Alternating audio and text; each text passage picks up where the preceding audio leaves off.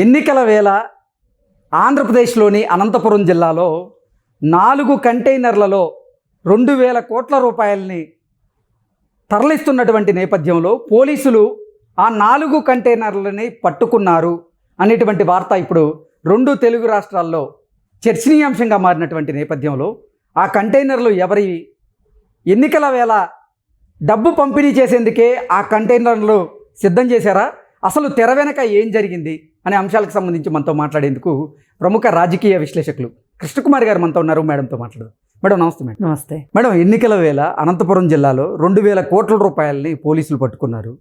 ఆ డబ్బులు ఎక్కడవి? ఎన్నికల్లో పంపిణీ చేసేందుకే ఆ డబ్బుల్ని సిద్ధం చేశారా?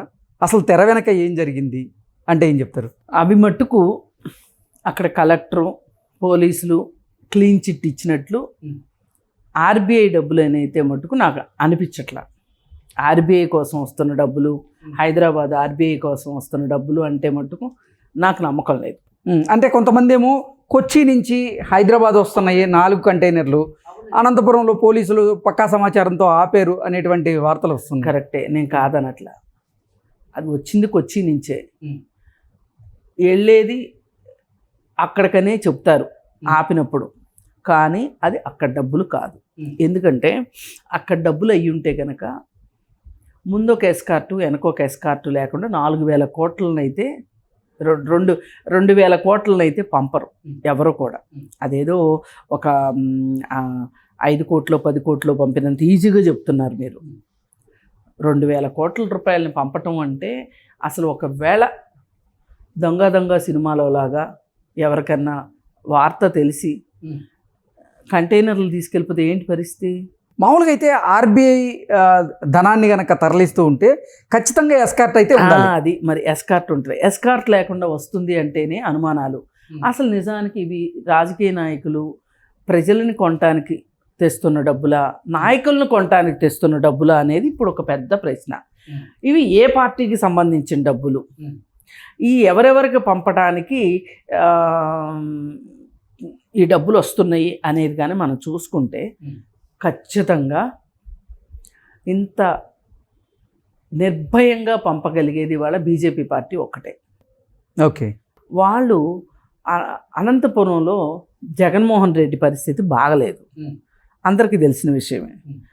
ఆ అనంతపురంలో కొంత డబ్బులు అలా ఇచ్చుకుంటూ హైదరాబాద్ వరకు వచ్చి, హైదరాబాద్లో ఇప్పుడు వాళ్ళు ఆంధ్రప్రదేశ్ కంటే తెలంగాణ మీదనే వాళ్ళు ఎక్కువ శ్రద్ధ పెడుతున్నారు, భారతీయ జనతా పార్టీ. ఓకే, ఎందుకంటే కాంగ్రెస్ పని అయిపోయింది అని చెప్పాలి వాళ్ళ ఉద్దేశం అది. ఇప్పుడు ఆంధ్రాలో ఎలాగో వాళ్ళు సీఎం అవ్వలేరు, ఏదో చక్రం తిప్పుదాం అనుకుంటున్నారు. కానీ తెలంగాణలో మట్టుకు వాళ్ళు ఏది ఏమైనా ఒక బెదురుని సృష్టించాలి అనుకుంటున్నారు. అంటే కాంగ్రెస్ పార్టీ ఏదో గాలివాటున అధికారంలోకి వచ్చింది, ఈ వచ్చిన అధికారాన్ని అది నిలబెట్టుకోలేదు అనే ఒక సవాలు రేవంత్ రెడ్డి ఎన్నికైన రోజు నుంచి ఎదుర్కొంటున్నాడు. సాక్షాత్తు కిషన్ రెడ్డి కూడా అన్నాడు మాకు షిండేలు ఉన్నారు అని. ఈ మాట చాలా ప్రమాదకరమైన మాట, పైగా చాలా సిగ్గుమాలిన మాట. అనకూడదు ఇట్లా. అంటే అదేమంటే అంటారు మా ప్రాక్టీసే అది కదా, గత 10 ఏళ్ళ నుంచి మేము చేస్తుంది అది కదా, మీరు అలా మాట్లాడతారేంటి అనొచ్చు. కానీ ఇవాళ ఈ ఎన్నికల్లో వాడటానికే బీజేపీ డబ్బులు పట్టుకొస్తుంది అనేది నా ప్రగాఢ విశ్వాసం. పైగా కొచ్చి నుంచి ఆంధ్రప్రదేశ్కి వచ్చి, ఆంధ్రప్రదేశ్ నుంచి తెలంగాణకి రావాలి, హైదరాబాద్ రావాలంటే ఈ దారిలో ఎన్నో మలుపులు తిరిగే అవకాశం ఉంది. అటు కర్ణాటకకు కూడా పంపించవచ్చు డబ్బులు. అలాగే అనంతపురం దగ్గర నుంచి ఇంకొంచెం ఏదైనా డీవియేషన్ తీసుకుంటే మద్రాసుకు కూడా పంపొచ్చు. ఇప్పుడు మద్రాసుని వాళ్ళు చాలా ప్రతిష్టాకరంగా తీసుకున్నారు. డిఎంకేకి వ్యతిరేకంగా అక్కడ పెట్టిన గవర్నర్ ద్వారా వాళ్ళు చాలా నీచ నికృష్టాలు చేస్తున్నారు మద్రాసులో. వాళ్ళకి ఏంటంటే ఈవేళ సౌత్లో మా పట్టు కావాలి అనే ఒక లక్ష్యంతో ఉన్నారు వాళ్ళు. అందుకోసం అని చెప్పి ఇప్పుడు ఇట్లా వరుసగా ఉంటాయి కాబట్టి అక్కడ కొంచెం ఇచ్చుకుంటా వచ్చారనుకోండి, ఫైనల్కి వచ్చేసరికి తెలంగాణకు వస్తారు. అది వాళ్ళ ప్లాను. ఆ డబ్బులు ఖచ్చితంగా నా అంచనా ప్రకారం మట్టుకు అవి నిజంగా ఆర్బీఐ డబ్బులే అయ్యి ఉంటే గనక, ఇది హైదరాబాద్ ఆర్బీఐకే రావాలి అనే ఉద్దేశమే ఉంటే గనక ఎస్కార్ట్ ఉంటుంది. ఎస్కార్ట్ వాళ్ళు చెప్తారు ఎక్కడన్నా ఆపినప్పుడు, వెనకమాల మా వాహనాలు వస్తున్నాయి, ఇది పలానా పలానా, మేము పలానా చోటు నుంచి వస్తున్నాం, పలానా చోటుకి వెళ్తున్నాం. ఇప్పుడు హైదరాబాద్లో ఏటీఎంలో డబ్బులు పెట్టేటప్పుడే ఎన్ని జాగ్రత్తలు తీసుకుంటారు వాళ్ళు. ఒక చిన్న వ్యాను, దానిలో ఎన్ని డబ్బులు ఉంటాయండి. ఒక మనిషి గన్ వేసుకుని దిగుతాడా ఇమ్మీడియట్గా? అవును. ఒక బ్యాంక్ దగ్గర ఒక బ్యాంక్ నుంచి ఇంకొక బ్యాంకుకి డబ్బులు తీసుకెళ్తూ ఉంటారు. అక్కడ ఎవరికైనా క్యాష్ కావాలనుకోండి, ఒక బ్రాంచ్లో ఉన్నాయని తెలిసిందనుకోండి, ఈ బ్రాంచ్ నుంచి పెట్టులో పెట్టుకొని ఒక ఎస్కార్ట్ నుంచి ఒక గన్ను ఎస్కార్ట్ ఇచ్చి పంపిస్తారు. సిటీలో ఆ మాత్రం జాగ్రత్త తీసుకునేటప్పుడు 2,000 కోట్లకు వచ్చిన నుంచి తెలంగాణ హైదరాబాద్ దాకా అసలు బందోబస్తు లేకోకుండా వస్తున్నాయి అంటే నమ్ముతామా ఎవరైనా? ఇది ఖచ్చితంగా ఎన్నికల డబ్బే. ఓకే. ఇటు ప్రజలను కొనడానికి, అటు నాయకుల్ని కొనడానికి వస్తున్న డబ్బులు అవి. అయితే ఇప్పుడు ఈ అనంతపురం నుంచి వచ్చే డబ్బులు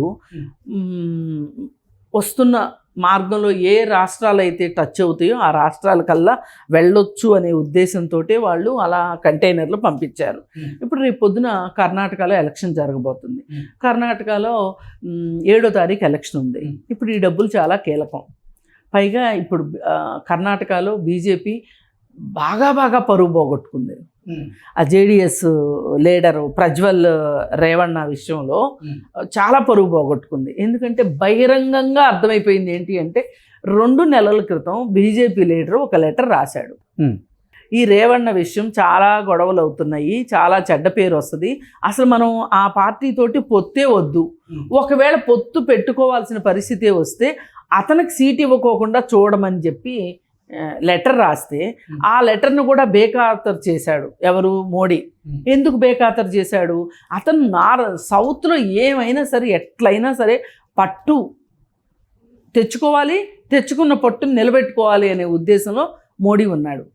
అందుకే ఏం చేశాడు, ఇవన్నీ వస్తూ ఉంటాయి పోతూ ఉంటాయి, వీటి కోసం మన అసలు లక్ష్యం మానుకుంటామా మనం? 4 రోజులు తిడతారు ఆడోళ్ళు, మహిళా కమిషన్ మండిపడుతుంది, లేదంటే 4 ఆడవాళ్ళు ధర్నా చేస్తారు, లేదు 4 స్పీచ్లు ఇస్తారు. ఏమవుతుంది దీనివల్ల అని అనుకున్నారు వాళ్ళు. అనుకుని అతనికే ఇచ్చారు సీటు. అందువల్ల కూడా ఇప్పుడు కర్ణాటకలో చాలా ప్రభావం పడబోతుంది మిగతా ఎన్నిక మీద. అయితే అందుకోసం అక్కడ కూడా మరి ఎక్కువ డబ్బుని డంప్ చేయాల్సిన అవసరం పడి ఉంటుంది.